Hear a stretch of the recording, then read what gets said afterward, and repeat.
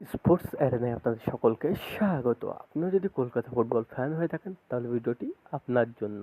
তো প্রথমে চ্যানেলটি সাবস্ক্রাইব করে রাখুন পরবর্তী ভিডিও হচ্ছে আগে পাওয়ার জন্য। তো আজ কিছু কথা বলবো ইস্ট বেঙ্গল এফসিকে নিয়ে।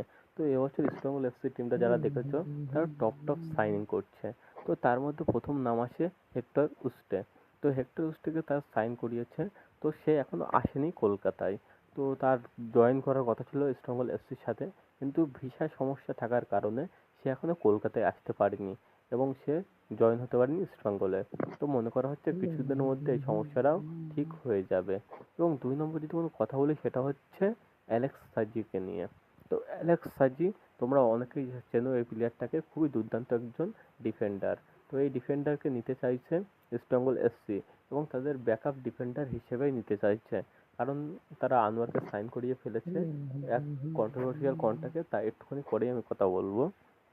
তো প্রথম বলতে গেলে অ্যালেক্স সাজি তাকে মানে সাইন করাতে অনেক দূর এগিয়ে গেছে ইস্ট বেঙ্গল এফসি। তো কথাবার্তা এখন অ্যাডভান্স লেভেলে চলছে, এমনটা সূত্রের খবর। তো এবং তার পরবর্তী যদি কোনো খবর থাকে সেটা হচ্ছে আনোয়ার আলীর সাগা নিয়ে। তো আনোয়ার আলীর সাগা আগে কী হচ্ছে সেটা না বলে মানে এবার কি হলো সেটা সংক্ষিপ্ত বলি। তো এবার তার মত মানে অনেক বিশিষ্ট সাংবাদিকের মতে তো এবার এনওসি পেয়ে গেছে আনোয়ার আলী এবং সে যে কোনো ক্লাবে জয়েন হতে পারবে।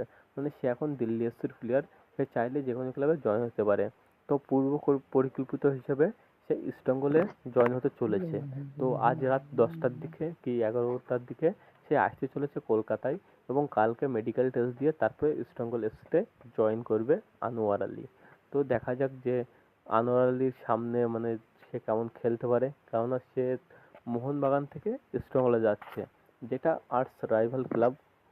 তো বলতেই হয় যে তার পক্ষে সেখানে মানে টিকে ফ্যানদের সামনে টিকে থাকাটাই অনেক কঠিন ব্যাপার হবে। তারপর দেখি আনোয়ার আলী এটা কীভাবে মেনটেন করে।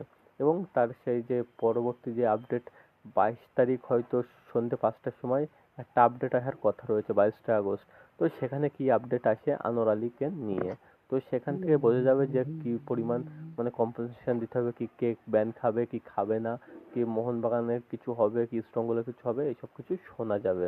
তো দেখা যাক যে পরবর্তীতে কি হয়। তো সেটা দেখার জন্য তোমরা অপেক্ষা করে বসে থাকো 22 তারিখ পর্যন্ত। তার আগে কেউ কিছু বলতে পারবে না। তো ভিডিও ভালো লাগলে লাইক কমেন্ট শেয়ার করো। তো এখানে শেষ করবো, দেখা হবে পরবর্তী কোনো পর্বে।